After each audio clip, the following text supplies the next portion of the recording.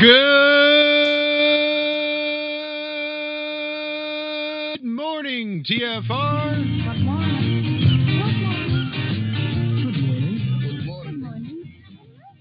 Hi, this is Alan.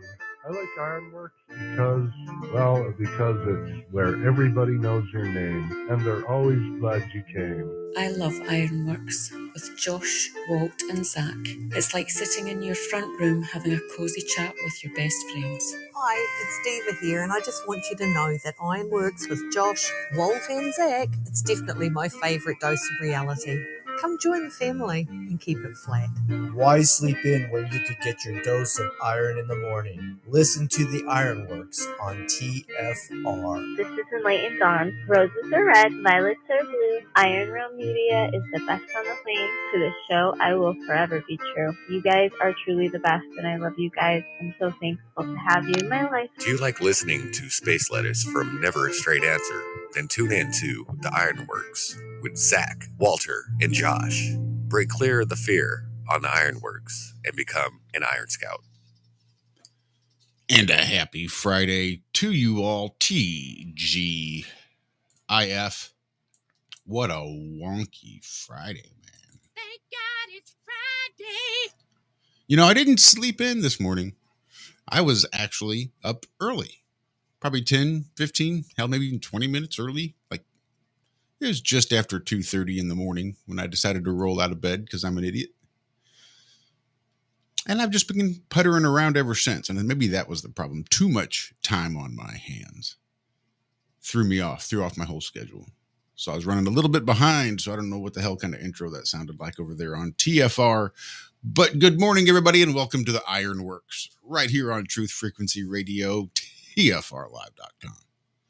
Being broadcast on YouTube, Rockfin, Odyssey, D Live, Facebook. I think that's all. I think I took off Twitch and Twitter, now that I'm thinking about it. But I do believe Walter is sleeping in, or he just forgot that it's, Friday. It's Friday, my dudes. But we are joined by Mr. Zachary Zabala. Good morning, Zach. How the hell you doing? Yeah, I didn't want to get up this morning. But I started freaking out when I saw 4:57, nobody else in the room or anything. What the hell's going on? I just made my coffee. I was like, I don't even know if I'm getting up. I'm not going to start drinking coffee if I'm right back to bed. But not too bad. Been learning how to try to play with that EM meter, EF, electric field, electromagnetic field. Yeah, I don't know why they have to make these things so complicated. All I want to do is get the data off the thing and put it onto my computer so I can see it. And it can't be like button, yes, go. Bloop, you're done. No, it's got to be turned into this file and turn it into that and, bake a cake. And,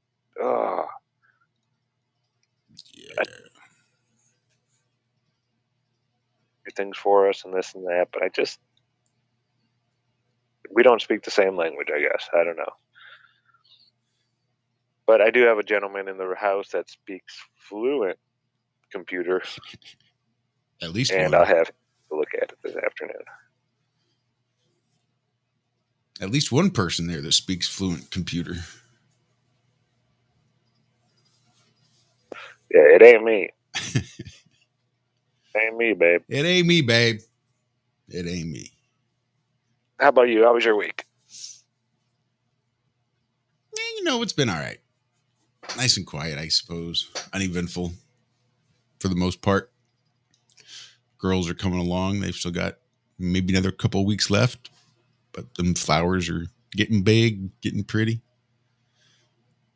And that'll leave me with just one more plant, which is, fingers crossed, going to be a girl, because it sure does grow real well. So I'm not too optimistic. And the few runs that I've made, it seems like I can pretty well tell the difference in the growth patterns between male and female. Seems like. Pretty awesome. I guess. Females are just moody.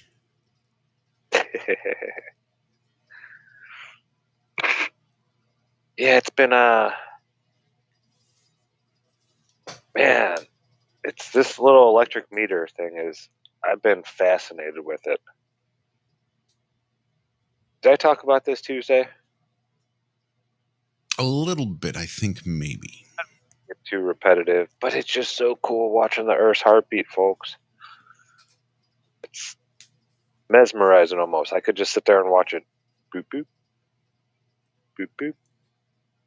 Boop boop. I'm working on a video. I need to figure out how to get the data. I don't want to collect data with the cord connected to the device. Because I know there's electricity going, even though it doesn't seem to pick it up. If the cord is running in through the Faraday cage, that's creating a connection going all the way into the Faraday cage. I know the cord's wrapped in rubber, but I mean, this meter, maybe that's what I should do. Just show how, I don't know. I've been thinking a lot about it. How I'm going to show you all how electricity, I mean, it seeps through that wire. When it's plugged into the wall and it's running your device, you put that EF meter up to it, and it's going to start beeping like crazy and screaming at you, get away, this is dangerous. Like holding a cord while it's plugged in and running something is a little bit dangerous. I mean, there's a dangerous amount of electric field potential, not like to hurt you, but not like physically, more, I don't know. I need to look into the dangers of electric field because I do play with it an awful lot. I'm not sure. Yeah, I mean, I've been shocking myself for almost a decade now, and I don't know about fine, but I'm not dead. Yeah,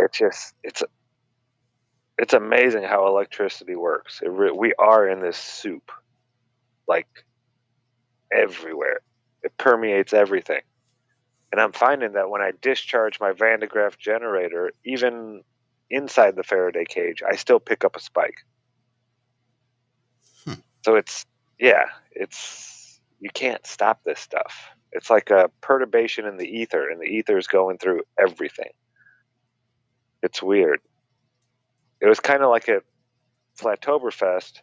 We were discharging the Van de Graaff generator, and we were up on a balcony thing, and we were about the same level as all the lights in the room. And even the lights 50 feet away, 70 feet away, when I would discharge it, it would make them flicker. And like instant, this place is amazing. I'm sorry, I woke up and I don't know where my mind is. It's on electricity. Oh. It's that weird hypnagogic state that you end up in when you first wake up. I think I was dreaming about it. I don't remember too many of my dreams,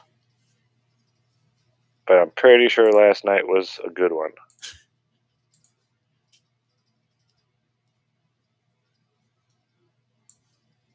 Do you dream a lot? Probably. I remember about 5% of them, maybe at best. That's a pretty high percentage, seems like.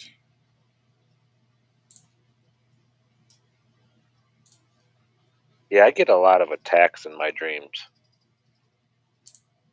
I have a lot of weird. That's one of the reasons I like to smoke pot, is so I don't remember my dreams. Yeah. Yeah. I can appreciate that. I mean, some of them are great and amazing, and I wish I could have them every night. But I don't know. I'm in this underground bunker building type thing, and there's like death matches going on in the center with a bunch of rich people sitting around them, like betting on it. And I'm in some hallway trying to get out of this place, and I always get caught. Fuck that dream. Don't like that dream.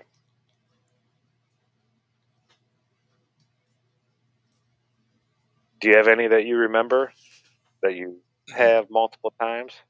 Nope. Not even one.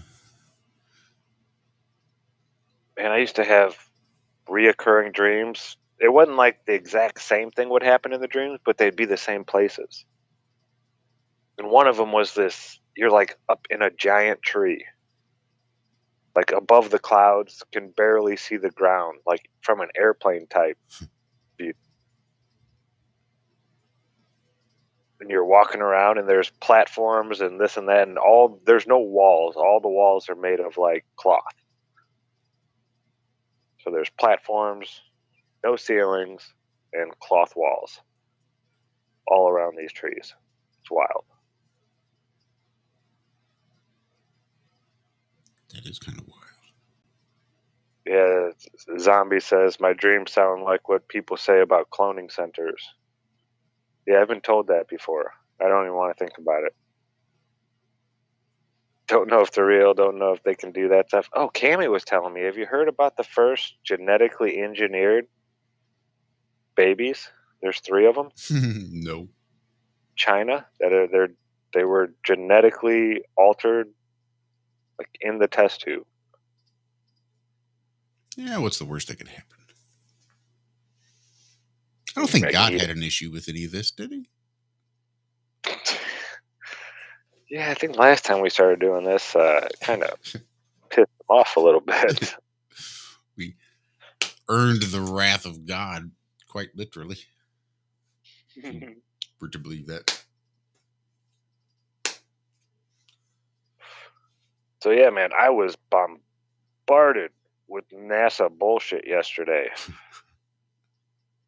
Oh, and now it's all gone. I knew I should have saved a bunch of those. I pulled a couple of them out, but it was like every article.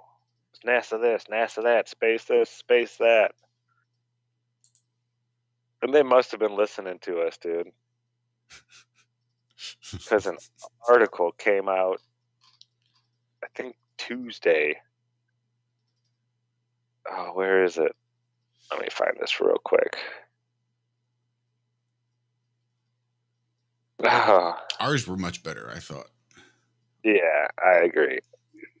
But this is from DZine. Oh, I don't want cookies. What the hell? I thought I clicked into this. All right.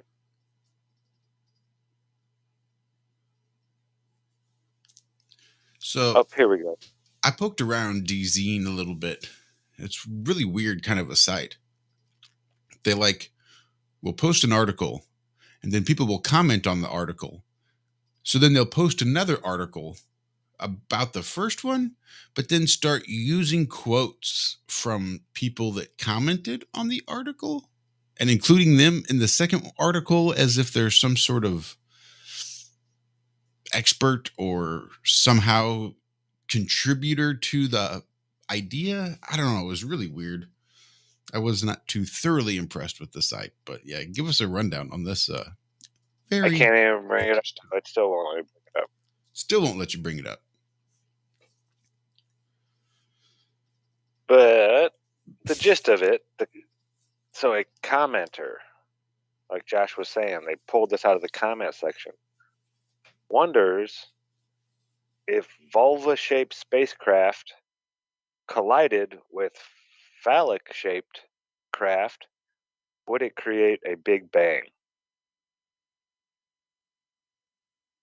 I got a little kick out of that. But yeah, I couldn't believe that they made an article about that. That's yeah, I'm right there with you, Josh. DZine is a little different. I've never heard of him before, I don't think. I don't think I had either. But there was, I don't know, they were quoting somebody in one of the articles, and I forget the oops. I forget the guy's name. It was like I just want to say Ben Franklin. I don't think that's what it was, but I just happened to see it. Like, that's odd. Why would they be quoting Benjamin Franklin? But it was hyperlinked. So I'm like, is this like just some weird AI story? They're just inserting random names. So I clicked the hyperlink to see what it was, and it took me to a previous story from DZine, and I still don't think this was the name, but like Benjamin Franklin was at the bottom as just some random commenter. Like, oh, I read this and I'm going to comment on it. And then they included him in the next article as if he were some sort of expert. It was just goofy. That is weird. So did you hear there's a new company that's wanting to dig the world's deepest hole? I've seen the story come through a few times. I've not actually clicked it because I like to wait until Ironworx to laugh at it. I mean, the idea, I think, is a good idea. They want to harvest energy from the heat of the earth. Geothermal. Yeah, that's. Yeah. I Makes mean, sense. I could see that working. If it is that hot down there and you shoot water down there and it turns to steam instantly and comes back up the hole and turns a bunch of turbines or this and that, yeah, that could theoretically work. So we're not really knocking this idea at all. The idea seems kind of plausible. Now, it could be totally unplausible in theory. Yeah, in theory, it sounds like legit. This isn't space lettuce to me. But the way they talk about it is why I pulled this article out. So they want to get to the center of the earth, not the center, but deeper than anybody's gone. The company's vision for getting closer to the center of the earth is to combine conventional drilling methods with a megawatt power flashlight inspired by the kind of technology that could one day make nuclear fusion energy possible. Okay. Geothermal energy has become the forgotten renewable, with solar and wind increasingly dominating the market of green energy. Efforts to tap the vast reservoir of heat deep beneath our feet remain stubbornly well behind. Despite it being a perfectly good choice of clean, uninterrupted, limitless power, there are very few places where hot rock suitable for geothermal energy extraction sit conveniently close to the surface. So it's really about finding these super hot spots, but I don't think they know that much about it. Then they get into it talking about, have bottomed out at around 7.6 miles or 12.3 kilometers. The deepest hole was the Kola Super Deep borehole, and others like it may have reached their limit, though. They nonetheless represent amazing feats of engineering. Yeah, I could agree with that. They're saying the digging tools would also need to be still able to grind rock at temperatures exceeding 180 degrees Celsius, 356 Fahrenheit. Turning the drill bits over such a long distance would also need some clever thinking. Where's it at now? Blah, blah, blah, blah, blah, blah, blah, blah, blah.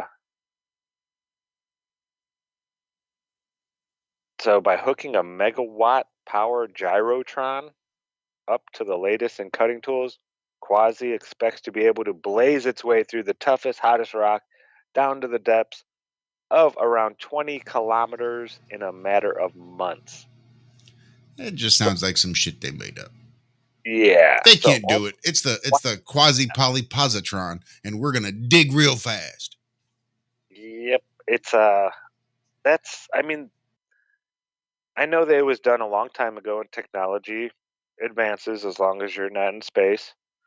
And maybe they aren't full of shit. But these people took decades to drill the super borehole, the Kola Super Deep.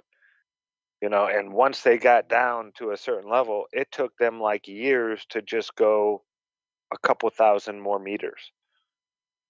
It wasn't like, oh, we figured this one part out, now we're just going to blast through it. So I think they're making it sound.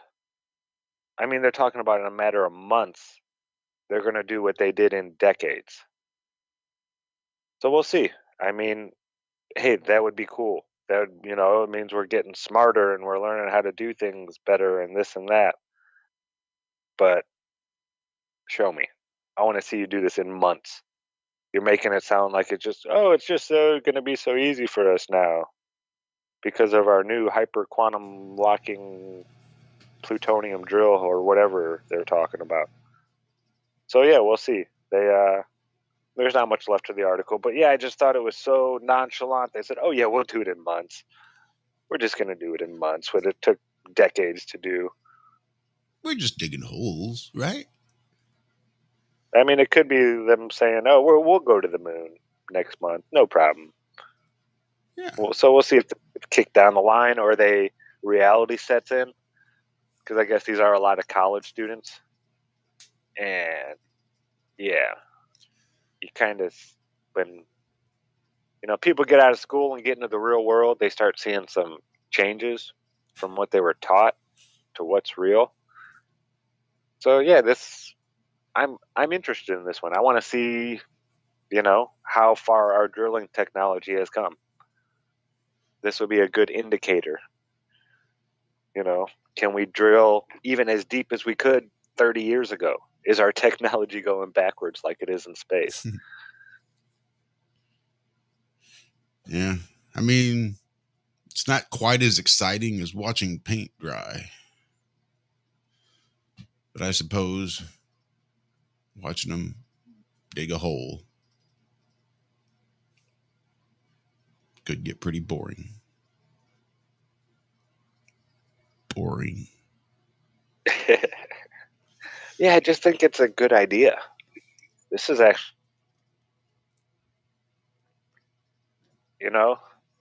humanity here. Damn If we Skippy. could dig deep enough into these places where the heat, but you know what? I could also see this really fucking everything all up, messing with things we shouldn't be messing with. What if that heat's supposed to be there and we start Dousing letting it out at, super rapid rates? Well, that's what I'm thinking. Yeah. Even 180 degrees Celsius is still going to create steam. At the very least, what you have is a badass way to desalinate ocean water and turn it into drinking water. I mean, how's that just for not a gigantic distiller? If you're not digging holes and harvesting energy, you're still digging holes and harvesting energy and creating potable water. Yay. All along the coastlines, turning salt water into fresh water. But what do I know? We've only got about 2 minutes before we hit the first break. What were you saying, Zach? I know Kennedy wanted to do something back in the day with the waves along the northeastern shore. He wanted to put a bunch of these, like collectors where the waves come in and crash into this thing and the water flows through it and then back out the bottom. And it would be just like a constant, as the waves come in, every time they crash, you're collecting that energy from the waves. And I thought it was a just genius idea. And this was back when, the 60s. And it's never been, I've never heard of it even being attempted again. Even you would think like a dinghy with something under the water that rises and falls with the waves that could create power under the water as with the rising and the falling of that dinghy on the surface. It seems like there'd be 14 different ways to generate power from the ocean at this point. But maybe not 50. Practically. Maybe it's just impractical, Zach. I don't know. Maybe it would just work, and that's why they don't want to do it. There you go. Well, shit. How do we control this? There's no pollution. How are we going to tax this afterwards? Right. What? Well, that's going to do it for the first half of the Ironworks right here on Truth Frequency Radio, TFRlive.com. It's quite possible Walter could join us at some point. I assume he's sleeping in. Yeah, you guys send Walter wake up vibe. There you go. Wake up. Tickle his toes.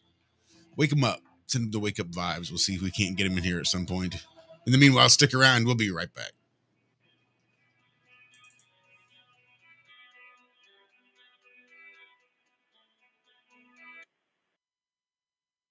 Attitude about society. Unique understanding about other human beings and what makes a good life, what constitutes a good life. how you feel about each other. I've got a good phrase for you. You can't succeed by yourself. So to have a unique, refined sense of appreciation for each other is prerequisite.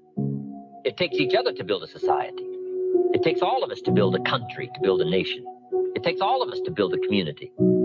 Key phrase, you can't succeed by yourself. It takes all of us to make any one of us successful. And a unique, refined appreciation of the all of us is what makes the I of us do much better. That appreciation of society, it takes all of us to make a market. We need each other's ideas and inspiration. And once you have that sense of appreciation of the all of us, now you and your place and your possibilities and your opportunities now start to really soar when you understand how important it is within the framework of the all of us.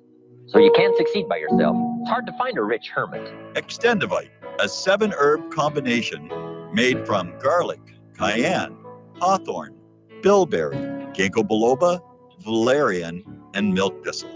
Extendivite feeds our body with the right nutrients to keep us healthy. Just listen to what Arthur has to say. I was just calling to tell you what a great product you have. I had used this about 10 years ago after I had congestive heart failure. And it fixed me up and got me going for the last 10 years. Lately, I've been having heart trouble again. So I placed another order because this was the only thing that ever worked. And I just wanted to let you know that you have a great product. To order, call 1-877-928-8822. That's 1-877-928-8822 or visit heartdrop.com. Extend your life with Extendovite. Greetings, Earth Explorers. My name is Brooks Agnew, and I am your host on X Squared Radio every Sunday evening at 8 p.m. Eastern Time on the Truth Frequency Radio Network. This is where the past meets the future. We explore the mysteries of the universe and of the Earth. We might go a little past your imagination, but have no fear. You will be safely traveling with us. We will dissolve the propaganda of dangerous people with dangerous plans for the planet. We will discuss the latest technologies and challenges for humankind. We will discover the safest place for you to stand when the thinkings and doings of mankind come flying apart, and how you can be one of the people that helps put it back together. Join us.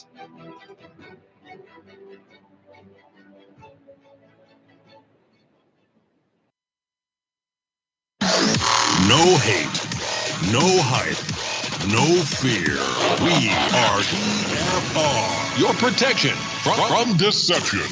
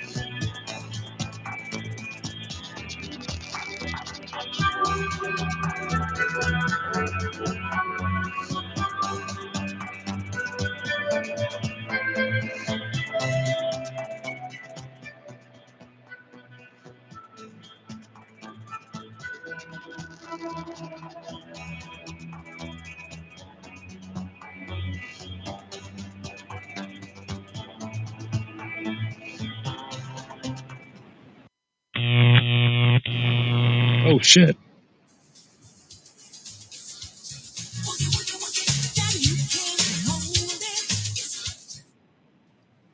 That didn't quite turn out the way I wanted. That's all right. That's sort of been the theme for this morning. Not quite how I wanted. Woogie, woogie, woogie. Boogie, woogie, woogie. No doubt. So you guys have a theme for the show today? Yeah, it's called Not How I Planned. Wake up! Wake up! Yeah, I'm trying.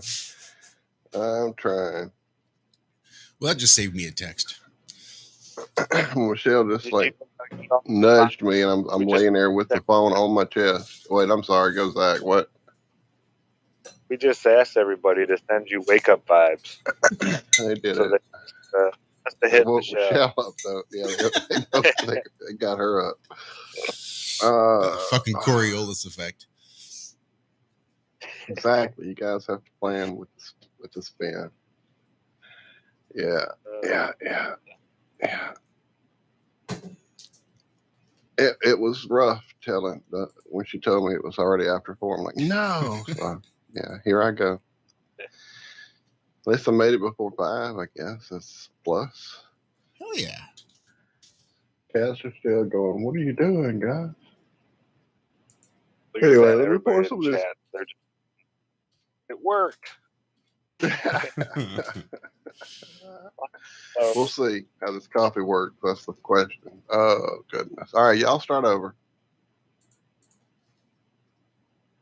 Hello, everybody, and welcome to this. No, it's that's past Walter. No, I'm just joking. Nice. Oh man, no, we were just. What were we talking about before the break?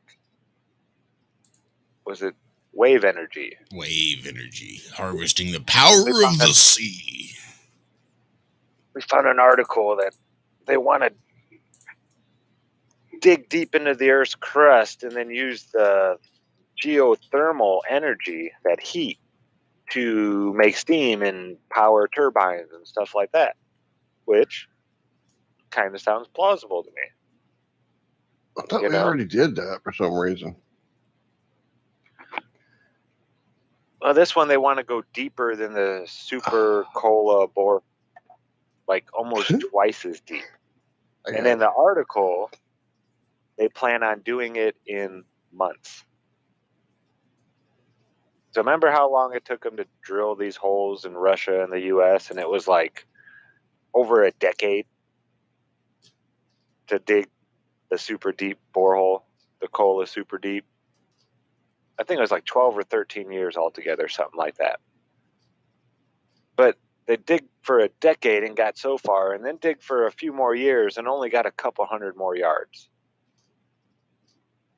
And these people are coming in and saying that they're going to do it in months, like double that distance in months, what these people did in over a decade. So yeah, that's the bullshit part of the story I wanted to call. Or maybe we are advancing that much in drilling and this and that, and hey, maybe this will work.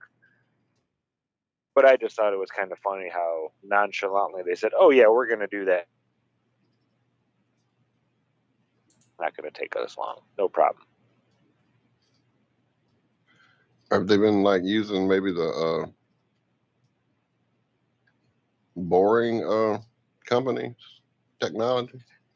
Yeah, they've got some new kind of drill. It's quantum locking, phase shift. No, not really that, but you know, they use big Flamethrower words. on the end, right? All that kind of good stuff. Right. Cool. And it isn't space, so technology usually does advance unless you're going into space. So this could be real, maybe. Well, if it wasn't for space and us going to the moon, would you and I be sitting here talking to each other on this device, sir, and have our phones and? Well, no, we wouldn't have Tang or Velcro. We wouldn't have refrigerators that had TV screens on them. We wouldn't have any of the cool stuff. I'm just saying. Right.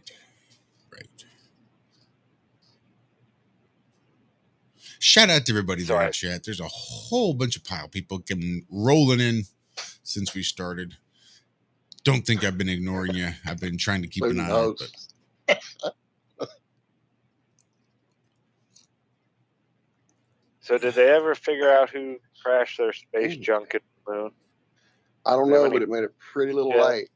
It made a hell of an explosion. Yeah. Great big explosion on the moon.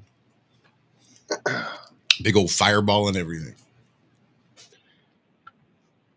Wait. I saw the animation, but I haven't seen any like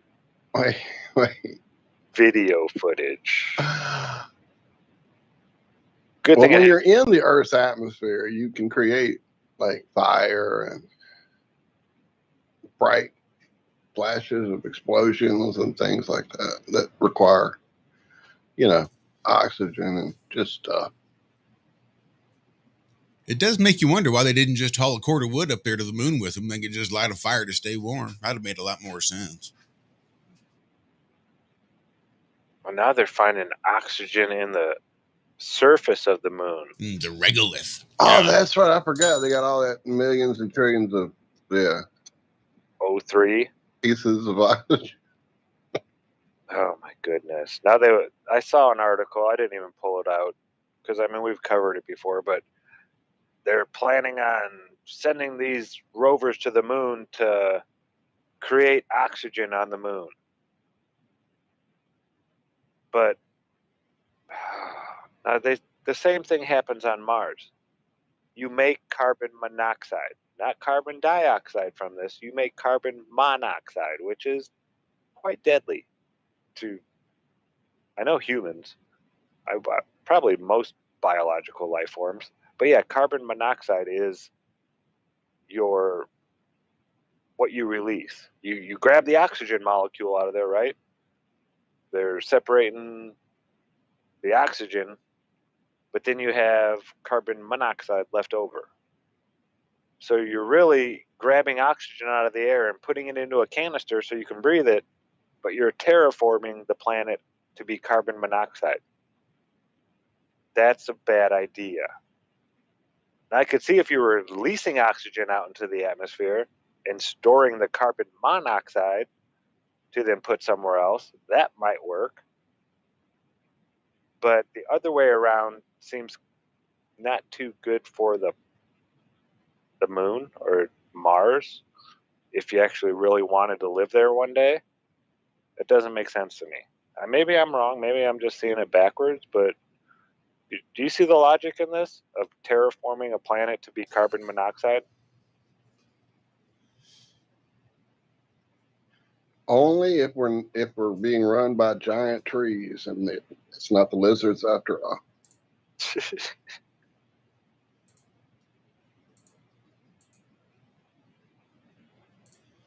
So, oh my goodness, I pulled this story from UPI.com. NASA expands the research into mining lunar ice and minerals to sustain humans on the moon.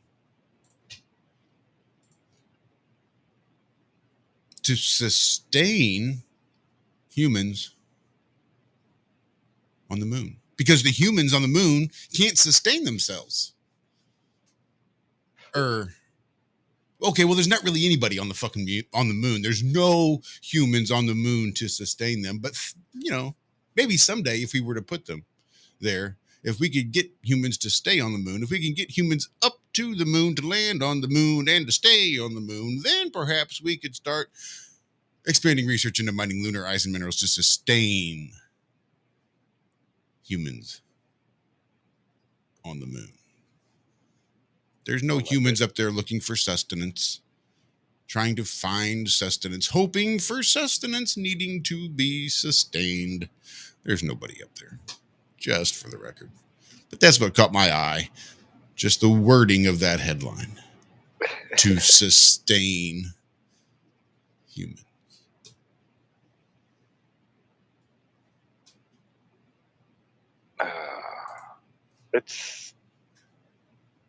I don't know how many times we can beat this drum before all this tie downs around this edges snap and break, but I mean, just come on already. I mean, really? Put somebody on the moon. Then we can talk about all this shit. But you've been talking about this shit and writing these types of articles since the 70s. I don't know. It's like I said, we're just beating a dead horse. The horse is gone. The horse has been buried, folks. We're stomping on its grave now. We're jumping up and down on a horse's headstone or something like that, because this horse isn't even around anymore. It's not even a dead horse anymore. I don't know. But NASA needs to be just done away with already. Or, I mean, we could keep NASA. Let's change what it means or change the name and have a real scientific organization that actually tells us the truth. Wouldn't that be just ideal? there were actually people out there spending $60 million a day for the betterment of mankind, you know what this place would look like in a year? Just a year? It'd probably be covered with amazing pieces of like technology we couldn't even comprehend. Like we could probably like do stuff like, I don't know, harvest energy directly from the atmosphere. Oh, you call me crazy. Yeah, it's happening though. I mean, look to your left, look to your right. There's a chance one of those people are questioning the shape of the earth. Oh, I thought you were going to say there's a chance one of those people will be on the moon by 20. No. I was speaking seriously there for a second. So I heard this story on the radio. And I'm like, ooh, I want to research into that a little bit when I get home. And considering my brain runs about 100 miles a minute, there's no way that was going to stick. But then I ran across this headline, like, ooh, bingo, that's what I wanted to look into. So I'm reading this story, and it does get pretty interesting. I guess last week, explorers found the shipwreck of the Endurance more than 100 years after it sank near Antarctica. If you guys remember old Ernie Shackelford and his crew, their boat got crushed by that pack ice, and everybody had to bail out, and the ship sank. Like everybody survived, but the ship was lost. Didn't they build a cabin and like live on Antarctica for a while? Seemed like it. Like there was, they had to wait for the rescuers to get to them. Yeah, I think there was something like that. And I think it's like a historical something or other on Antarctica. Shackleton's cabin or something like that. Well, I think I remember watching Antarctica movies in one of the documentaries I saw, and they still have like his cabin, how it was back in whenever, the 20s or 30s, whenever he was doing all this stuff. I could be wrong, though. It could be somebody else, a different explorer. But I know there's like somebody's cabin, their boat was destroyed, and they took the wood from the boat, all they could, and built themselves a place to stay while they were waiting to be rescued. So it says here, the sunken vessel was located almost 2 miles beneath the icy water of the Southern Ocean and 4 miles south of where the boat's captain reported that it went down, scientists said. Here's where it gets kind of cool. The research team worked from the South African Polar Research and Logistics vessel, the SA Aguhas 2. Now, the wreck is protected as a historic site and monument under the Antarctic Treaty, which allows it to be surveyed and filmed, but not disturbed. So according to the Antarctic Treaty, you can look, but you can't touch. They're kind of like the Titanic. I think so. I'm just wondering if that goes for anything and everything that founders and goes down. Oh, sorry, that's historic site now. You can't get too close, can't touch it, can't disturb it. You leave it alone. You can look at it, just not too close. How far under the water is it? 2 miles? Almost 2 miles beneath the icy water. Went down there to see that. I don't think they have to worry. Oh, no, they've been there. They found it. There's pictures. Oh, yeah, a little UAV, or you might be able to go, but I'm saying no diver goes 2 miles down. That's pretty far. I think the deepest dive is around 900 meters, not even a kilometer. And that's the deepest dive ever. Or it could be 900 feet. I may be wrong. I know they don't dive much deeper than that. It gets super duper dangerous. I mean, and the guy who did it had like 10 different stops he had to make with air canisters, hanging there on the rope.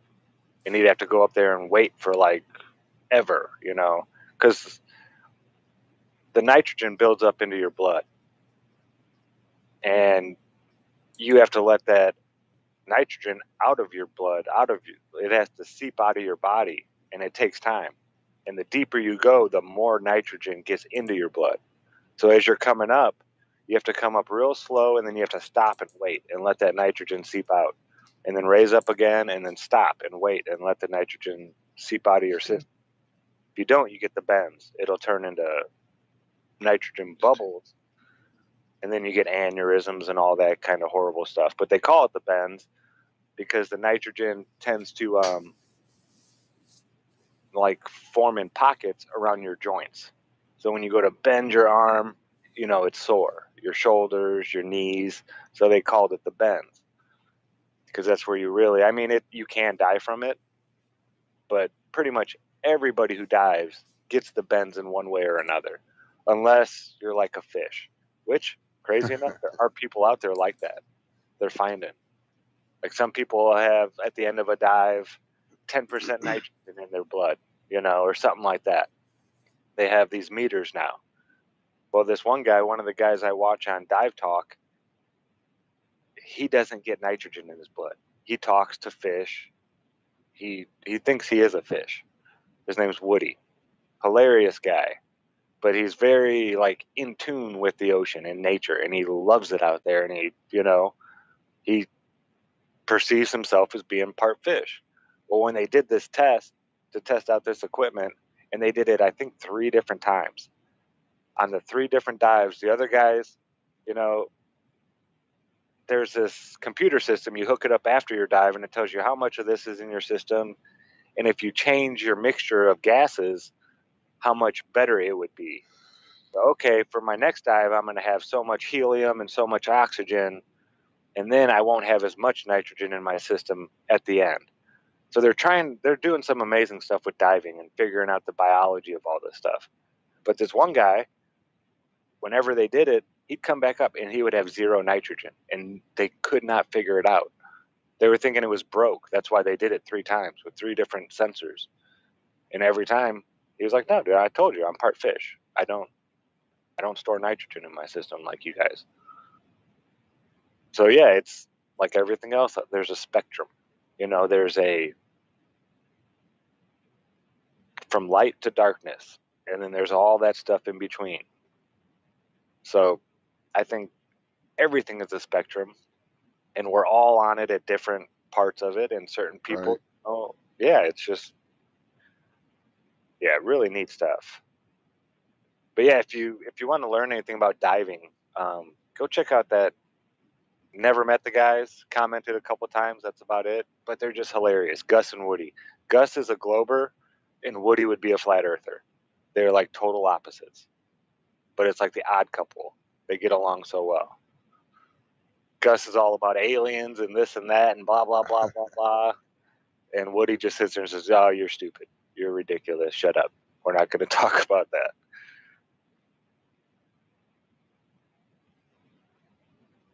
But yeah, it's all on a spectrum. Sorry, As far as the depths, it looks like 1,090 feet, 4.5 inches is the Guinness World Record title for the deepest scuba dive. Putting that into perspective, the Chrysler Building in New York City stands 1,046 meters. Oh, I saw feet, sorry. And so he dove deeper than that building. Trying to find the guy's name though. Ahmed Gamal Gabar, Egyptian scuba diver. There are other deepest dives here in the article I pulled up. Free diving without gear is 702 feet. That's by Herbert Nitsch. Yeah, he can hold his breath 9 minutes. That's insanity. That's just nuts. Hold yours for 30 seconds and then come talk to me. Just Why would you want to go that far down there without? I just don't get it. You're like risking your life every time you do that. I just don't get it. But to each their own, I guess. That's insane.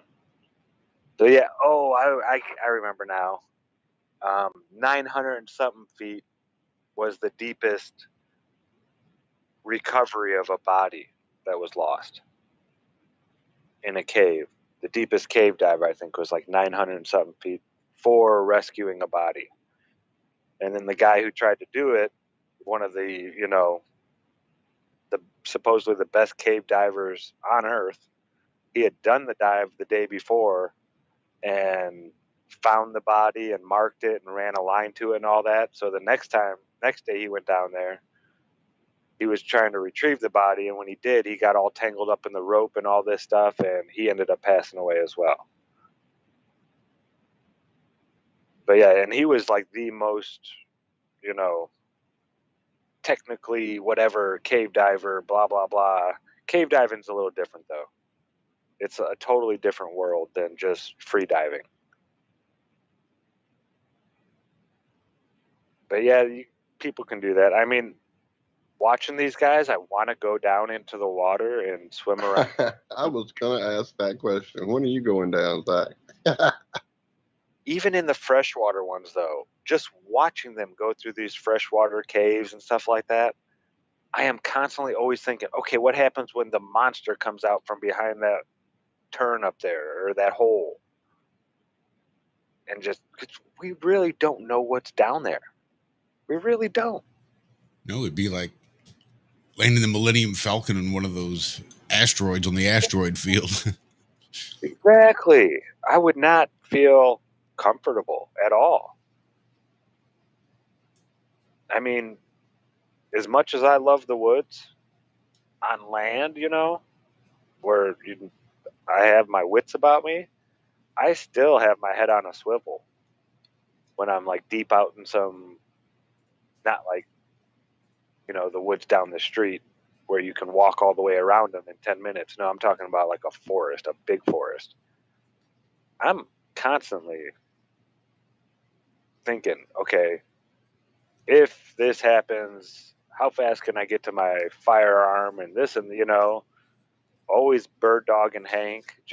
I'm always head on a swivel because we don't know what's out there. We do know that there's bears and mountain lions and cougars and all this, but there could still be other stuff out there. All this things that go bump in the night and all that kind of stuff. I don't think we've come close to discovering everything in this place. I think that's laughable to think that.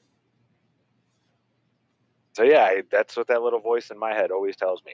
Head on a swivel. When I'm in places where there's no other humans around and it's just me, and if something were to happen to me, I would probably die out there because I, can't crawl back to wherever or this or that or it's too far.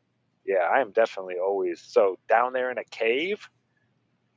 No, I don't think I could ever be comfortable down there. No way. That's just me though. Even if you evacuate all the water out, do anything like, and you're in a cave just a few hundred feet below ground, in the pitch black, there's a darkness there that most don't ever really experience. When there's like no light, it almost hurts your eyes because your eyes are trying so hard to find something, but it is pitch black. And it's like your eyes ache. They're just wanting so desperately to see any sort of light. It's nuts.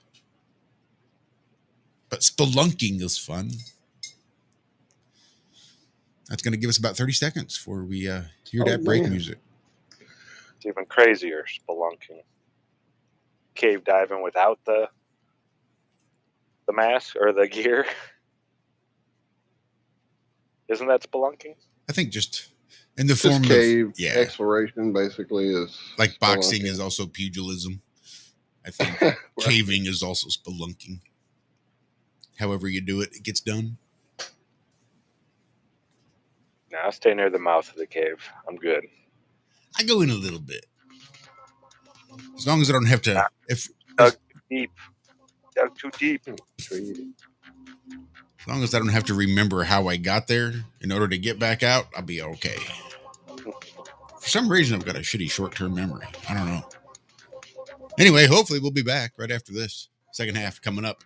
Stick around. Ironworx. TFRlive.com. Censorship and regulation is becoming an ever-growing problem in today's modern media. From the mainstream to YouTube and Google, the information you're looking for is buried by official narratives and propaganda. This is why TFR is 100% uncensored, unregulated, and listener-supported. The shows on TFR are not micromanaged by the station, and our hosts are free to speak their minds however they please. As such, the views and opinions expressed on our station are of those who make them. If you happen to hear anything offensive on TFR, please send us an email to toughtitty@tfrlive.com, and we'll be happy to tell you that we really don't give a damn. We stand for freedom of speech and non-censorship. If you also stand for free speech, you can go to tfrlive.com/signup and sign up for a TFR supporter pass and help us in our mission to keep the airwaves uncensored and unregulated. TFR Live, your uncensored and unregulated protection from deception.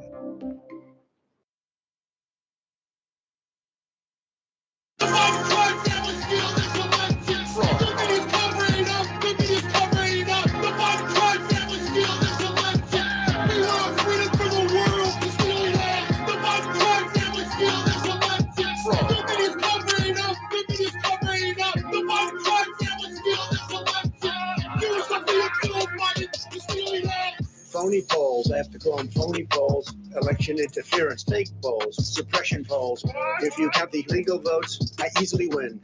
If you count the illegal votes, we can't let that happen. This is a case where they're trying to steal an election. They're trying to rig an election, winning all the key locations. The observers have been kept far away. So far that people are using binoculars very far away.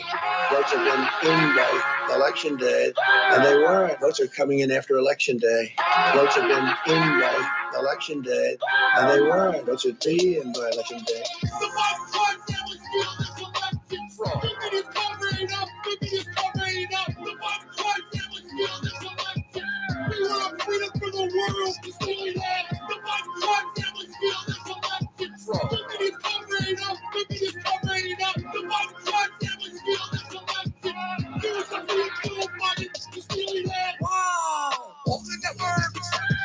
Those mail-in ballots could have been for anybody. Will Smith's father voted here twice since he died. Oh, then, oh, goodness, kind of funny. If there was fraud. One of the things that does involve fraud is not making it possible to inspect. Gee, what happened? Come on, don't be ridiculous. Well, that works good. Biden was going to win by 10%. Votes have been in by election day, and they weren't. Votes are coming in after election day. Votes have been in by election day, and they weren't. Votes would be in by election day.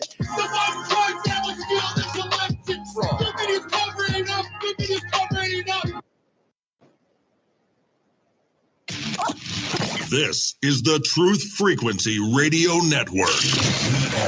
TFR. Truth Frequency Radio.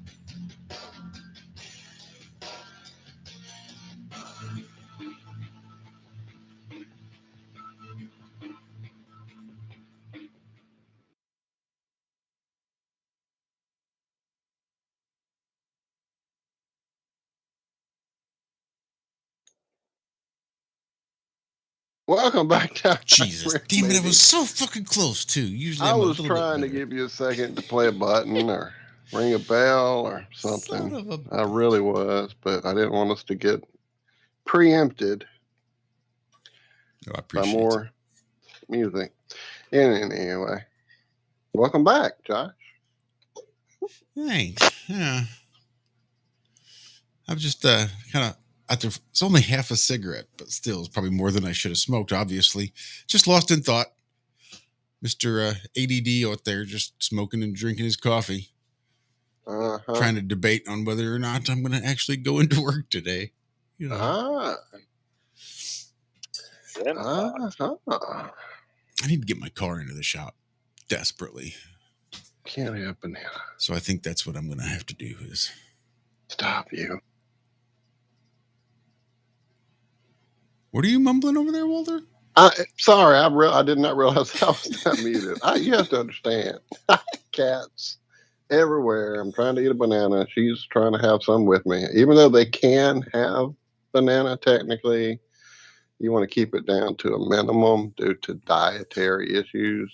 It'll cause them to just be unpleasant.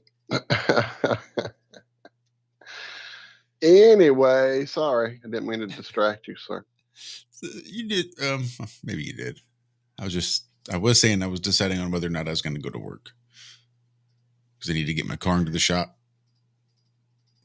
That's right. Yeah. And then you were going to try to stop me. Stop, kitty cat. What are you mumbling now, Zach? Jesus. That was you. Wow.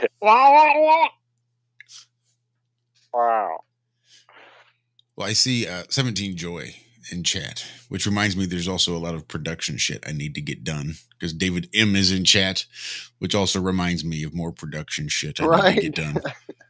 David did reach back out to me yesterday to apologize for missing Wednesday. I commiserated with him completely. We've all been there with that afternoon nap that gets out of hand. Gosh, I was almost there like 2 minutes ago. I did it just 30 minutes ago. But I do have some designs, David. Again, sort of the plan on there. I think I should be able to polish those up and get something to you by this weekend. I'm hoping. I've noticed there's a majority of our 420 show panel members in the chat this morning, which I thought was really effing cool. I picked up another one this week. That cat at work that convinced me on a impulse buy to just buy a LED grow light to see what would happen and just try it. Derek, I want to have him. He said he would join us, so hopefully he will. He was supposed to have joined us once before for our ham radio show because Derek's a ham as well, and we were going to have him and John and Bob come on to talk about ham, and because Derek's not necessarily a flat earther.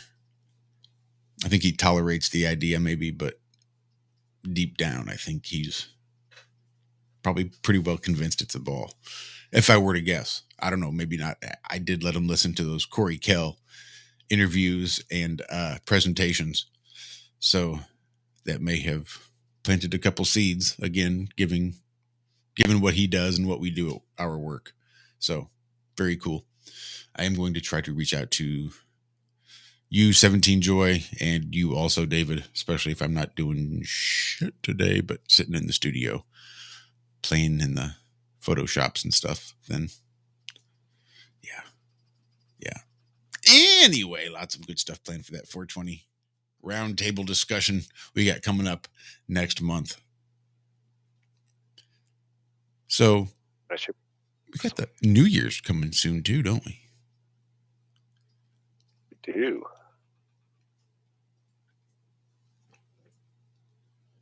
Yeah, it's coming. Happy birthday, Zombie Smooth, to you for yesterday and to your son Ajax today. Oh, that's cool. They're that close. That is cool. I knew a lady. She had 3 children. 2 of them were born on the same day, and one of them was one day off. And she said she believes they were all conceived at the Indianapolis 500 weekend. That was one of their big things she would go do every single year. And yeah, for like 30 years did that. They would go to Indy. She knew somebody that had a spot and this and that, and they would go down there every single year to the Indianapolis 500 and party all weekend. And yeah, all 3 of her kids were conceived on Indianapolis 500 weekend. It's pretty wild. That's pretty wild. Sunday. Oh, I couldn't even get it out. Sorry. It's all right. I'm just picturing one nurse down there between her legs with checkered flags watching the baby come out. That's great. So I found this article in Science Alert, their nature section. It says spiders use electric fields to fly, and we may finally know how. Yes, that was great. I read that article just like a few hours before I went to bed. I was like, what? This is nuts. And then someone shared it in the chat a little bit earlier. I don't know. I missed it. Oh, wait. I want to know more. I think that's what it was. So it starts off saying, having never evolved wings, many species of spiders instead evolved an uncanny ability to take to the skies using nothing more than a few short threads of gossamer dangling from their dainty butts. I didn't make that up. That's what it says in the article. That's pretty well written, though. I dig it. Yeah, I think a human actually did this. Just how this invertebrate answers to paragliding works has never been entirely clear, though historically biologists have assumed it probably has something to do with swirling eddies of warm air close to Earth's surface. An alternative suggestion is gaining attention, however, as evidence piles up in support of a rather steampunk mechanism.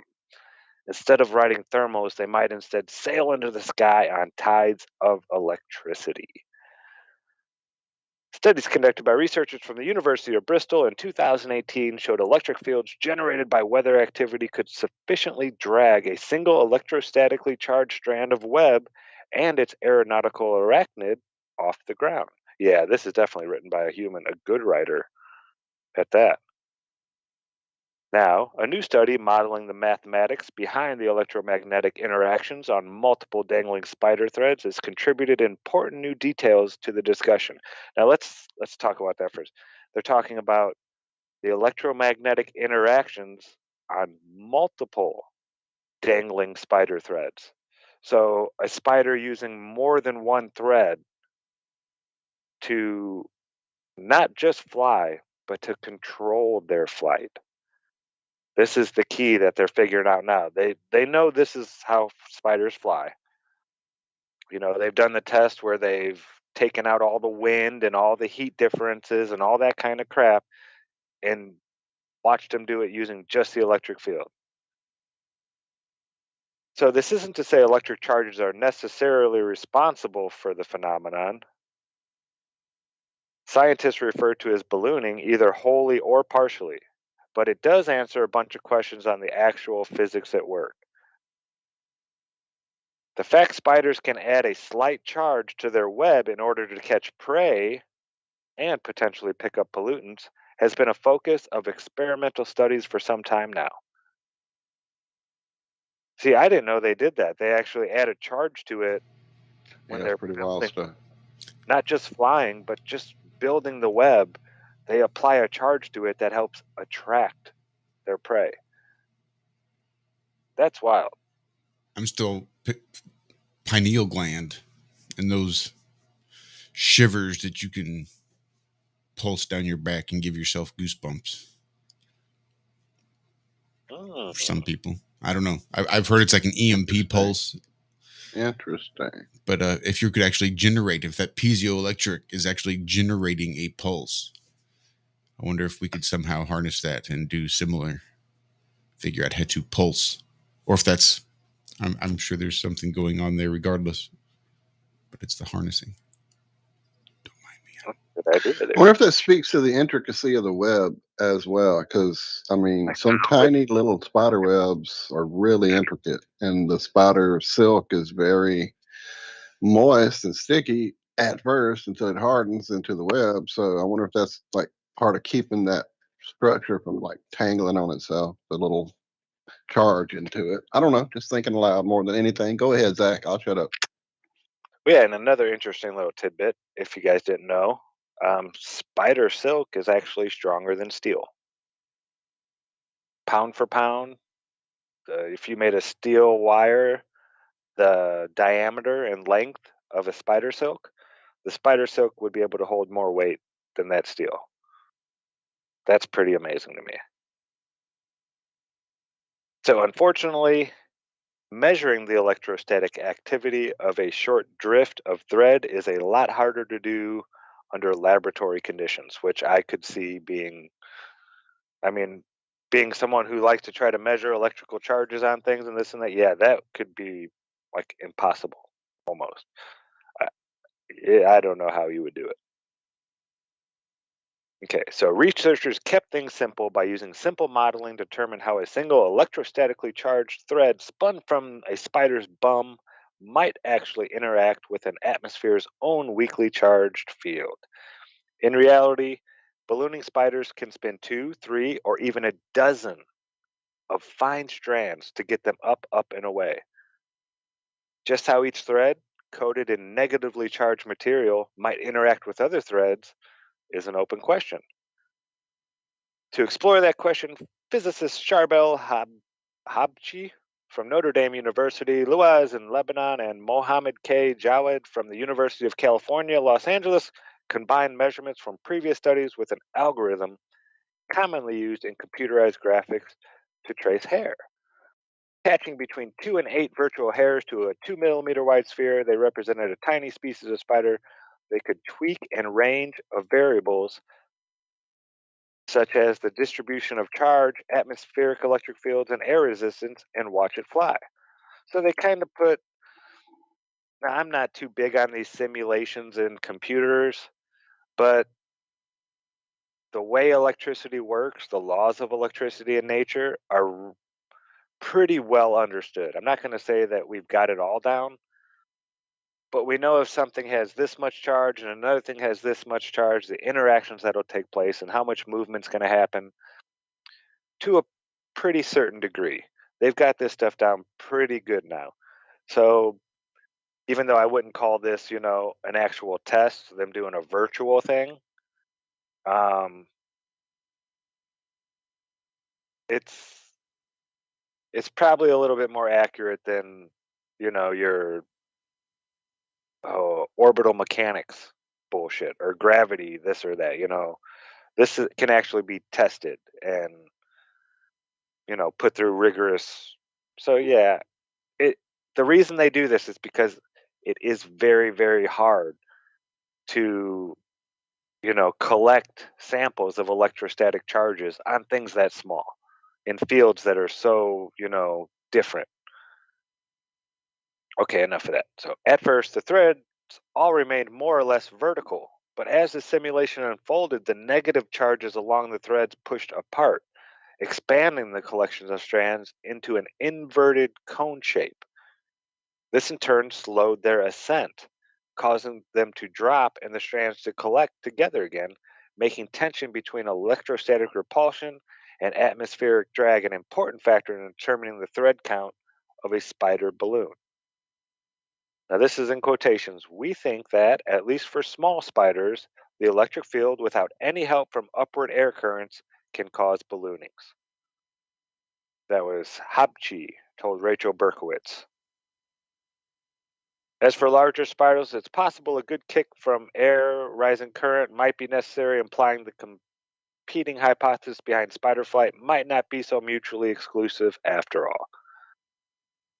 And then it goes on to say, on the other hand, if the mathematics works, it could be ground for a new avenue of spider-inspired flight technology used to send nanoscale drones out on Earth's air currents or on far distant worlds.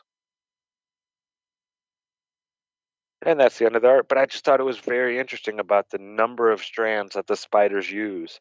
Yeah, it's pretty crazy. To control. And that it can form into a cone, an inverted cone. As they're just, it's amazing. And it's like they're programmed to do this stuff. I mean, maybe they have to see another spider do it before they just go and do it. But it's inherently in them to just know this stuff. What has been programmed out of us that we were just inherently given to know that we don't know anymore?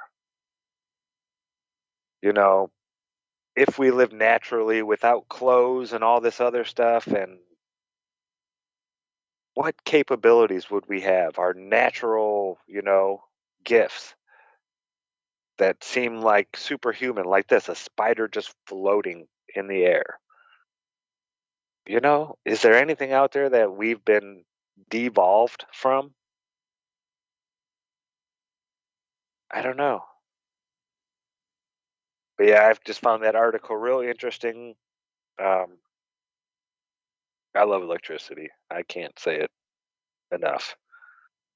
It just fascinates me. Shout out to Baldini in chat. Hashtag Hey. stoned, bald, and naked.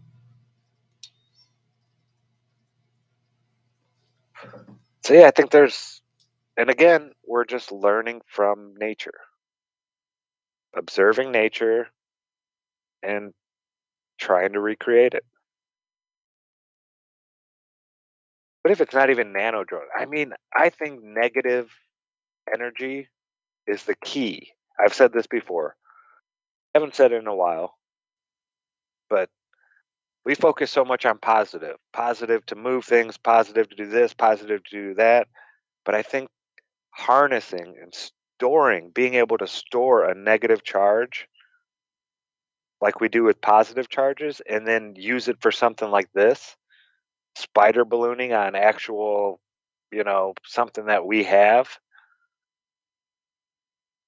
Most of the negative energy that is created, we just run it right down into the ground. Yeah. I think there is something to the negative charge that it's like we're only using half of the electricity that's there. That negative is still a potential difference. It can still be harnessed and used just as much as the positive, maybe in different ways, but that potential difference is still there. And yeah, I don't think we use it nearly enough. Nearly enough. All right, rant over. Sorry about that.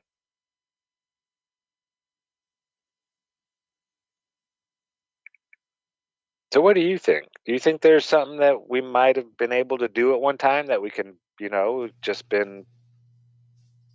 never had a spider there to do it anymore?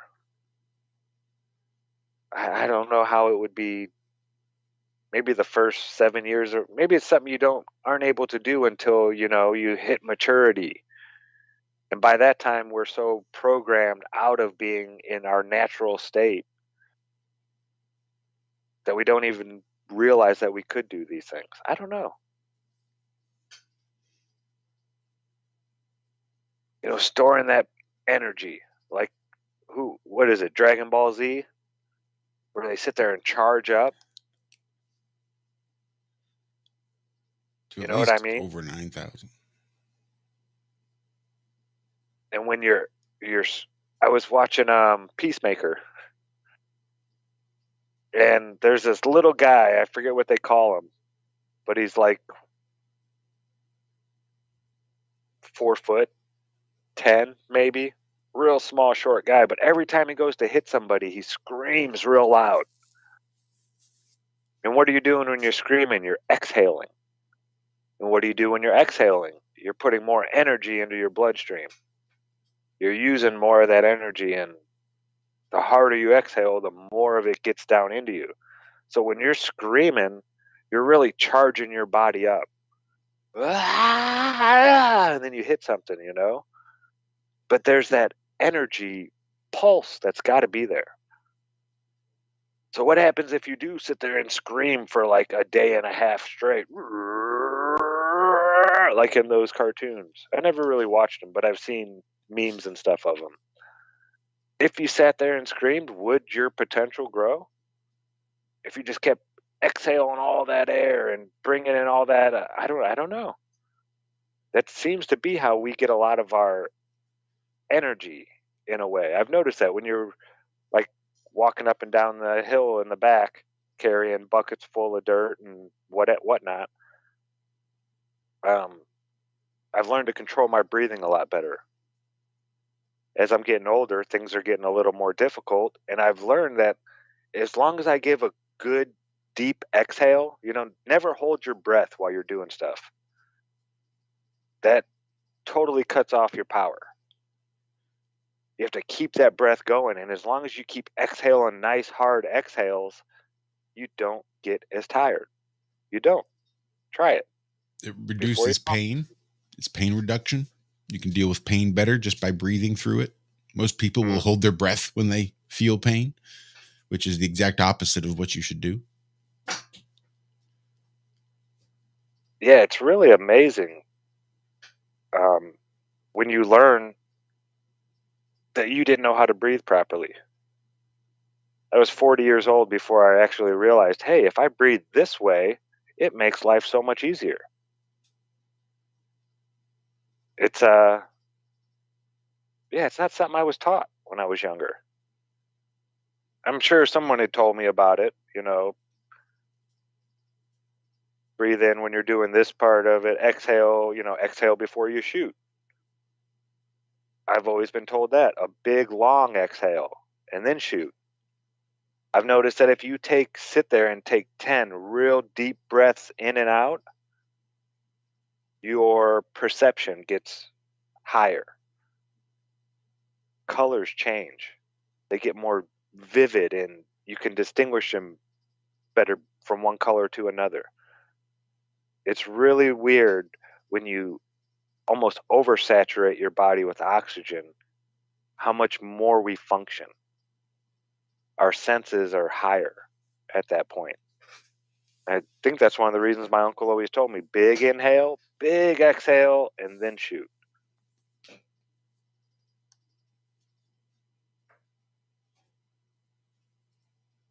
Yeah, it's breathing is so important. I know we do it all the time, every day, all of us kind of have to. But there's a proper way to do it, and then especially when your nerves are being unsettled. Whether you're happy or angry or sad or there's all these different moods we can have. But like you were saying, Josh, pain is a good one. We find ourselves holding our breath. And that's not something you want to do. Like when a guy's working out and he's sitting there holding his breath trying to push up. You're breaking up on us a little bit there, Zach. Strangely. Oh, really? In and out. For me, at least. Well, I completely went away and have come back. I don't know if you guys missed me at all, but yeah, I assumed the cat had stepped on my power strip back behind my computer because suddenly I was talking to myself. Everybody got quiet, so I was filling the space and nobody was talking back, and I realized something's up. So yeah, I don't know. Maybe it wasn't the cat. Maybe they knocked us off the air. Maybe they finally got tired of our crap. David M says, breathe with your plants. Interestingly, it's there's something I started doing just sort of instinctually. I don't know. Like I noticed I'm not using those weird little Bavita packs in the jars. So what I have been doing is just taking a big deep breath and breathing out my mouth and just sort of blowing that hot, moist air into the jar and then covering it again. And I'll do that. I'll burp it. I'll leave it open for a little bit. Then right before I seal that jar back up, I'll just exhale a little bit more humidity into the jar and seal it back up. And it's already, I've seemed to have noticed a little bit of an increase in some of those terps coming out and smelling a little less. It just seems like it's curing better. Kicked off the curing process a little more, a little less grass and hay smell as all those chlorophylls are released. But the smell is definitely smelling much, much better. And here we are for the end of the first half of the second half of the Ironworx right here on Truth Frequency Radio, TFRlive.com. Stick around. We got more nonsense and who knows what else coming up right after this. Shout out, Baldini. Lots of healing vibes as you convalesce. We miss you. Indeed. We're not on this stage just because of talent or ability. We're up here because of 4 a.m. We're up here because of 2-a-days or 5-a-days. We're up here because we had a dream and let nothing stand in our way. If anything tried to bring us down, we used it to make us stronger. We were never satisfied, never finished, will never be retired. My high school English teacher, Mr. Fisk, I actually paid attention one time in class. And he said, he had this beautiful quote, and it read, "Rest at the end, not in the middle." And I took that to heart. I believe there's time for resting at the end, but for me, that time is not now. Thank you for this tremendous honor in acknowledging my basketball career, but I'm far from done. My next dream is to be honored one day for inspiring the next generation of athletes to have a dream, sacrifice for it, and never, ever rest in the middle. Extendivite is more than just a heart tonic. Do you have any of these symptoms? Night cramps in the hands and feet. Your arms and legs often go to sleep. On short walks, do your legs get aches and pains? Is your memory worse than it used to be? Ankles that swell late in the day? Has your blood pressure increased lately? If you answered yes to even one of these questions, you may have early warning signs of arterial blockages. Your body is saying that it is time to take Extendivite. These are not the normal signs of aging. They are the warning signs that accompany blocked arteries. Get your Extendivite today. Extendivite is available in capsule or liquid form for just $69.95 for a 2-month supply. To get started, call 1-877-928-8822. That's 1-877-928-8822 or visit heartdrop.com. Extend your life with Extendovite. Travis Cook, America's Evil Genius, here to invite you to join us every Tuesday afternoon here on Truth Frequency Radio. No, on our show, you will not see a bunch of three-piece suits or a cocktail party, and you certainly won't see a bunch of inside the Beltway banter. But you will see eye-gouging, crotch-kicking, no-holds-barred political discussion, the likes of which you won't see anywhere else in media. America's Evil Genius. We come to you every Tuesday from the outskirts of war-torn St. Louis, Missouri, where there's always a good race rider sex scandal just around the corner. Join us every Tuesday, 3 p.m. Eastern, 2 p.m. Central, and noon on the left coast right here on TFRlive.com.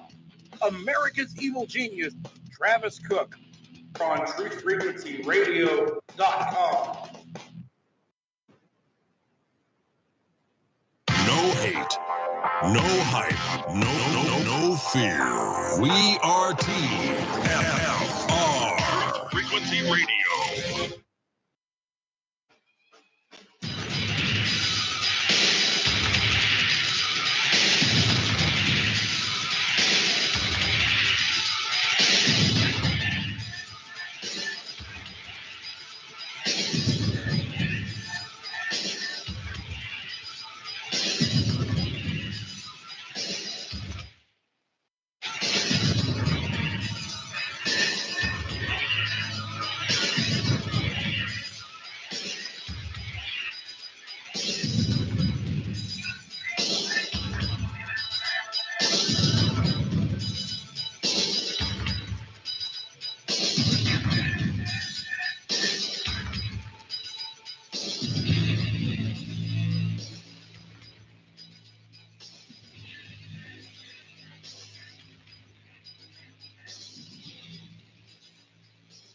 Good morning. I'm here.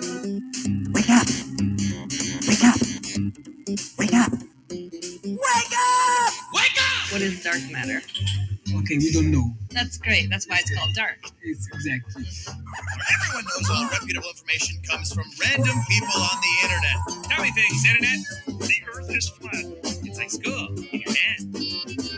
Dark matter is something we do not know what it is. We believe the dark matter is there, but we have never detected it. Well, what I'm afraid of course, is that there is no dark matter out there. There was one? There is no dark matter out there. We need to think really hard, to think really hard, to think really hard. Hi, this is Alan. I like Ironworx because it's where everybody knows your name, and they're always glad you came. I love Ironworx with Josh, Walt and Zach. It's like sitting in your front room having a cosy chat with your best friends. Hi, it's Diva here, and I just want you to know that Ironworx with Josh, Walt and Zach, it's definitely my favourite dose of reality. Come join the family and keep it flat. Why sleep in when you could get your dose of iron in the morning? Listen to the Ironworx on TFR. This is Enlightened Dawn. Roses are red, violets are blue. Iron Realm Media is the best on the planet. To this show, I will forever be true. You guys are truly the best, and I love you guys. I'm so thankful to have you in my life. Do you like listening to space letters from Never a Straight Answer? Then tune in to The Ironworx with Zach, Walter, and Josh. Break clear of the fear on The Ironworx and become an Iron Scout. Perhaps we need some outside universal threat. I occasionally think how quickly our differences worldwide would vanish if we were facing an alien threat from outside this world. There's an old saying in Tennessee, I know it's in Texas, probably in Tennessee, that says, "Fool me once, shame on you." If fool me, we can't get fooled again. Won't get fooled again. Sorry. Welcome back. Fourth and final segment of the Ironworx kicking off right now. I'm just waking up my wife by screaming in the studio. So there's that. So I didn't even realize this. It might have happened Tuesday. I've been keeping an eye on it, and then this last week I forgot. But the Flat Earth, Sun, Moon, and Zodiac Clock app Friend Finder, put out by Blue Water Bay, mind you, has hit over 50,000 people. Nice. 50,400 something, I think 24 it said. But yeah, we've broken the 50,000 limit. Flat earthers that are not just your flat earther, but, you know, big ball flat earthers that say, I don't care who knows I'm a flat earther. I'm a blue dot. I'm not just a flat earther. I'm a blue dot. So yeah, shout out to all you other blue dots out there. Just changing the world one person at a time. I've noticed lots of orange dots around me now too. I think I'm up to 90 something around me, which is just awesome. The amount since Flattoberfest in the last month, I think I gained like 30 up to the last month, and in the last month we've gained at least 20 more. It's wild. It's just taken off. And I'm seeing a lot more people out there talking about flat Earth. You know, and it's neat because there are a lot of newbies and they're getting a lot of the stuff wrong. You know, but I remember when I was one of those people and going through all that stuff and taking the time and doing all and looking at everybody's videos and putting my own pieces together. And yeah, it's really neat watching so many people going through this right now, and the algorithms can't block it all. They just can't. There's so much of it out there now. Yeah, good stuff. 68 around me right now. That is insane. That's awesome. And I had just gotten one from a newbie. Oh, I had no idea there were so many awake-minded people that lived around me. If you ever want to meet up or this or that, I'll, you know, make sure you hit me up for the next meetup, blah, blah, blah, stuff like that. Nobody's really tried to start a meetup as far as I've seen around me. I haven't gotten a group message besides that one that said, hey, you know, I'm a flat earther and I'm here. If you meet up, include me. But David says there are meetups happening all over the place. So yeah, it's as easy as just jumping on there and sending out a message, and then, you know, going to the park or the bar or the cafe or wherever you're going, and yeah, you just throw it out there. It's like fishing. with a really big net, depending on where you live. Yeah, it's awesome. Alan Holman in chat. Big shout out, line producer extraordinaire. Been missing you, Alan. I know you're busy. I know your schedule is what it is, but yeah, we miss you. It's good to see you popping Yes, in, if sir. only Good just to for a see bit. you, the Alan. Alan got me hooked on watching this one guy's Call of Duty videos. It's not like a all day, every day thing, but it's funny when we're out here winding down. I'll put one on, and Cammy and I will be having a smoke, and he pretty much plays this one type of game called Search and Destroy, and I got it down now. I don't even hear it when they say it on. I've been able to block that stuff out in video games for so long. I don't even hear it when he says it. But Cammy will shout it out. She'll be sitting there and playing one of her games, and all of a sudden I'll just hear her go, "Search and Destroy!" And then the dogs will go crazy and go grab a toy and shake it, and it's hilarious. That's great. That's awesome. But yeah, miss you much, Alan. Hope everything's going well, man. Yes, sir. And another, I got to give a big shout out to Martin Liedka. I know I've been doing this a lot lately, but the guy's on But fire. that man's on fire. Yes, he is. Yeah. Over there in the UK, doing the tour.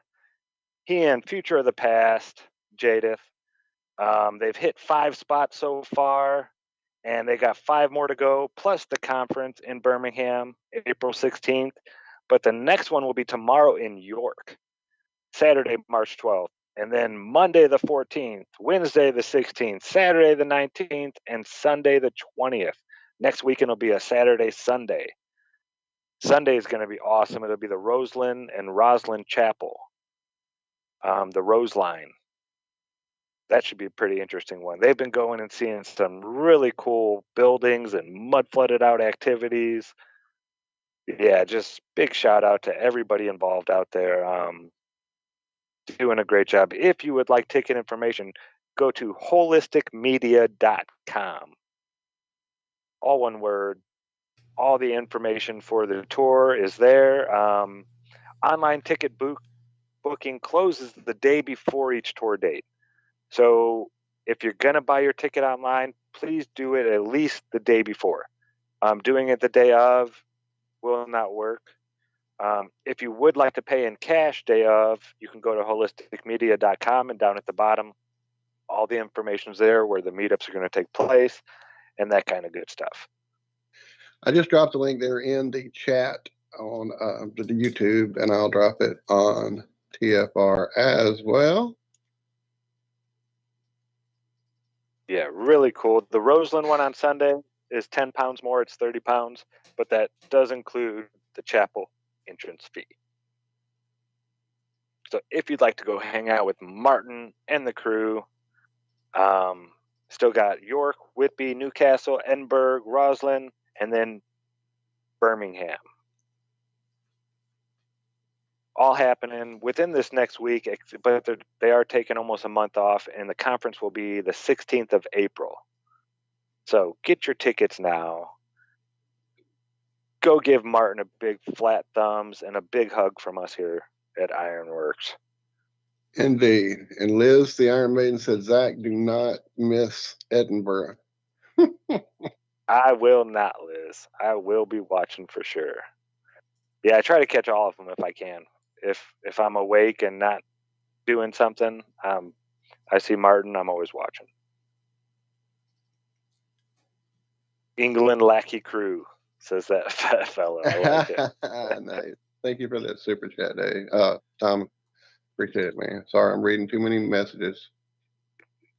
Yeah, you guys are the best. I want to give just taking off. Sorry, Josh. No, it's all right. I wanted to shout out Awesome Austin and the Mellow Dome, who just yesterday, day before, I don't even know, very, very recently had Seeking Starwater on, going over tarot cards. It was a really good show. I caught like half of that show and didn't even realize. I was just paying attention to the info. It never even hit me that that's one of our friends from chat. Damn it. And then Not only that, but Liz pointed out that Nacha Cato was on with Crow 777 recently, which somehow I completely missed. What? Right? Nice. Yeah, so I want to go check that out.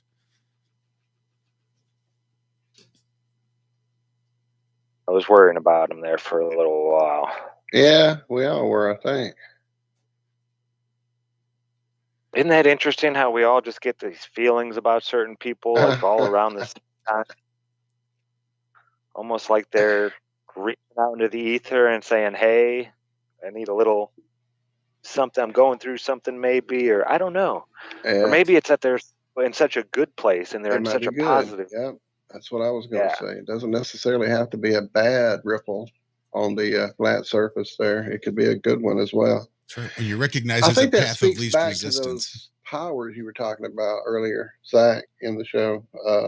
Some of those abilities that have been either dumbed down out of us, bred out of us, environmentally fucked out of us to keep us from being able to do that type of communication instantaneously. Doesn't necessarily have to be telepathy like they teach us on sci-fi shows. It could just be knowledge in pure knowledge straight from the source, from the person you need to communicate with. And know that they need your help, or they're in a good place, or they're, about to go on Crow Show. Y'all tune in, or whatever. We don't live in our natural state. There are radio frequencies and all these things, electromagnetic field. We have all this electronic gizmos and gadgets and just shooting this stuff into the air around us. They say the bottom 10 kilometers of Earth is not natural because of all the radar and radio and all this different stuff that we're constantly 24/7 just brr, brr, brr, brr, brr, that none of us alive, possibly anybody alive on Earth, but definitely none of us here on the panel have ever lived in a time when it was a natural state of Earth. So, we don't know what we could do if this place was how it should be. We've never been in that state. So, yeah, there could be all kinds of things we could do if there wasn't all this interference happening. It's like background noise. The louder it gets, the harder it is to hear anything. So what if we could talk to each other telepathically? But all of a sudden, now that there's radio frequencies coming in and electromagnetic fields and radar and all this stuff bouncing off of our transmitters and receivers, our natural ones, that all we hear is and we just block it out. I don't know. Rant over. Sorry about that one. Huh. Yeah, that's interesting. Kind of like that idea of melanin and the skin surface being triggered by sunlight. The idea of this protectiveness being triggered or whatever. Maybe that is part of why they've got us. Oh, sorry, I've got a cat that just jumped on me. Anyway, maybe that's part of the reason we're drowning in this electromagnetic field is to. Sorry, I am in a bind. I've got cat lap. Give me a second.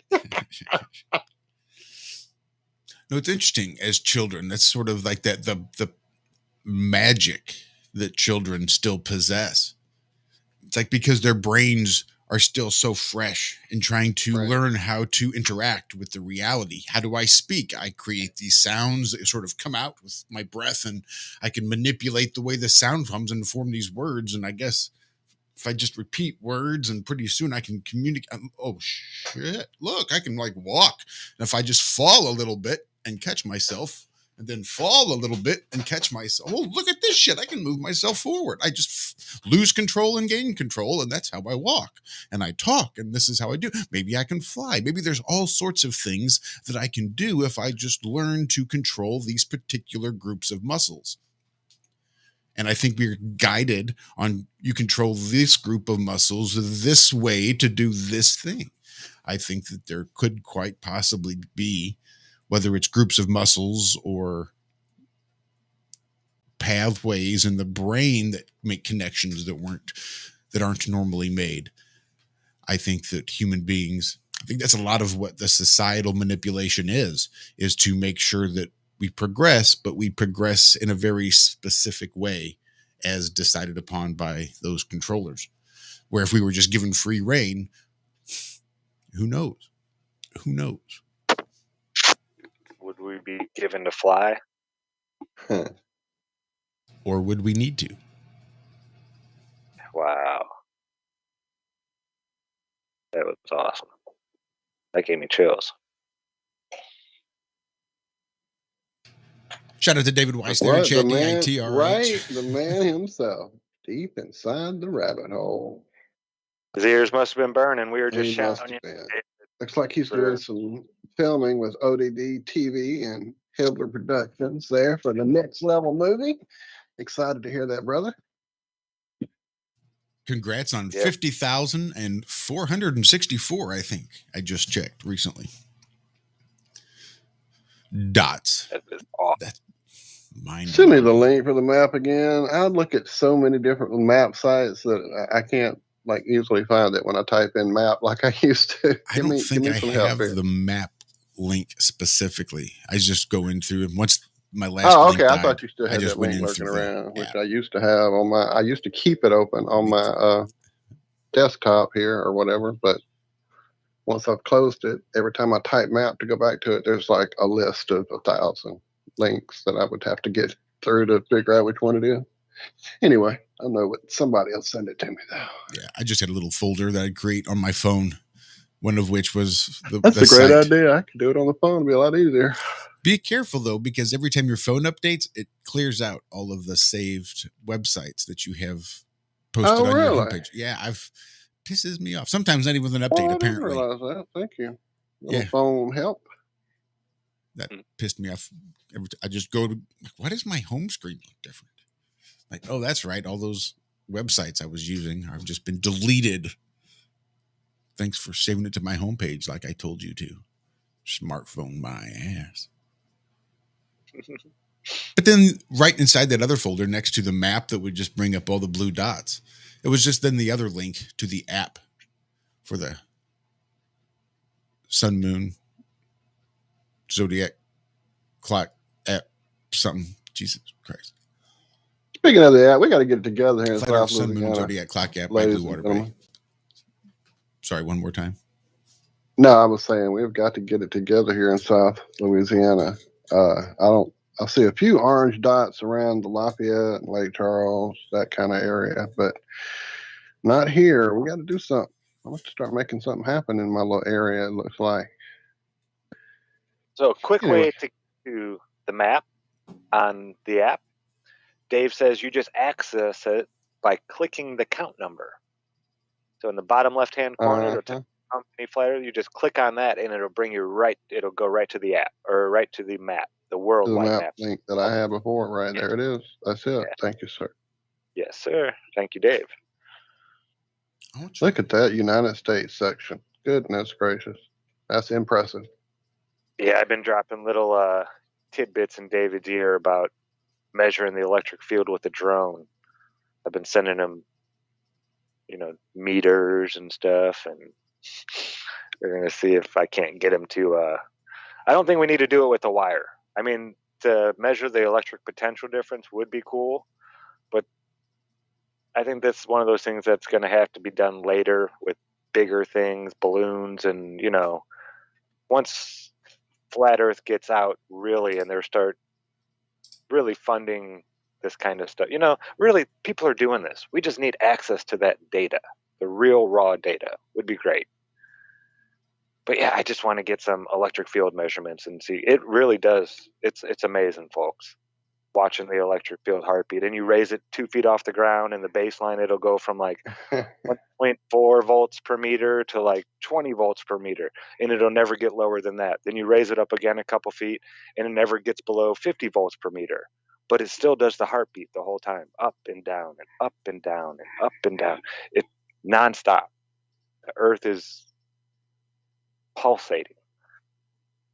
It's just amazing. yeah, watching this it's really changed my life. Again, just sitting here, I had no clue that the electric field, with all the stuff I've read on it, I've never read this part of it. Never has anybody told me any of this stuff. So yeah, this meter is once I can figure out how to get data off the meter onto my computer into a data spreadsheet. I'm just not computer savvy. But as soon as I do that, yeah, I'm going to start learning a whole bunch more stuff. Really cool. That's bringing us really close to the end here. We're about 4 minutes out. About 5 minutes or so, yes, sir. 4.5 or so. But we have plans for this afternoon. Do have plans for this afternoon. I'm excited because I missed it first time around. Yeah, I think it's going to be a really good conversation. Who knows exactly where it's going to go? But we're going to have Rico's tinfoil sombrero come hang out with us. And he's got some really cool ideas. He wants to try to explain some things that he wanted to say last time he was on, but didn't. And some other cool things that I want to let him talk about. I don't want to out him just yet. I'll let him do it. But make sure you come hang out with us again here in just about 11 hours-ish. Is that right? 10 hours-ish? 11 hours-ish? Right here on the Iron Realm Media's Rockfin YouTube channels, respectively. D-Live Odyssey, Facebook. Yeah, that's pretty well it. And if you miss us over there, we will be right back here on TFR, Live Truth Frequency Radio. Liz, the Iron Maiden would like you to mention the time shift that we're all about to go through, sir, so that we all know how messed up it's going to be for folks to get us at the correct time there across the pond. Yeah. Dance through time warp. There is going to be a time change. We spring forward. Is it springing forward back to Central Time, or are we springing forward to Daylight Savings? I don't know. I think we're in Daylight Savings now. And we're springing forward. It's going to start. Daylight Saving begins on Sunday, March 13th. So we're in the real time now, and we're going into fake time soon? Yeah, we're going into fake time. Into fake time. Sunday. Do it. Good to I can't. It's too early. Everybody will wake up next door. And then, yeah, that's going to bring us here real close to the new year as well. So that's always exciting. Yeah, we got to get a New Year's show together. Yeah. If only I didn't have a regular job. Yeah, if only. Look, $50,000. If you want to sponsor the Ironworx, $50,000 will get you 5 shows a week. Just saying.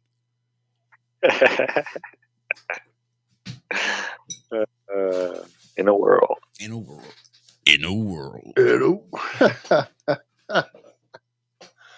Oh my! I believe it's in Whitsett. We'll be getting married here real soon. Oh, congratulations! He and Kai are, they're already married in the Lord's eyes. He says, but it's just official for the families and stuff. Gotta get those tax breaks, baby. Yeah, why not? But it's gonna have a little get together, and then after that, we should be seeing Austin, I think, hitting the road again, and they're gonna go out and, I don't blame him. It's cold other places. Great time to hang out in Florida, But yeah, and he's really getting into this First Amendment. He's the free speech zones and national parks are unconstitutional, and he would love to take that, to the courts and say, hey, this is wrong. And he's really serious about doing this. I hope he It's incredible, man. All right, love you guys. Thank you all so much. Love you guys. We'll see you right back here, either Friday or Tuesday. Regardless, we love you. Enjoy the rest of your weekend. Either way, be good, be well, and we love you.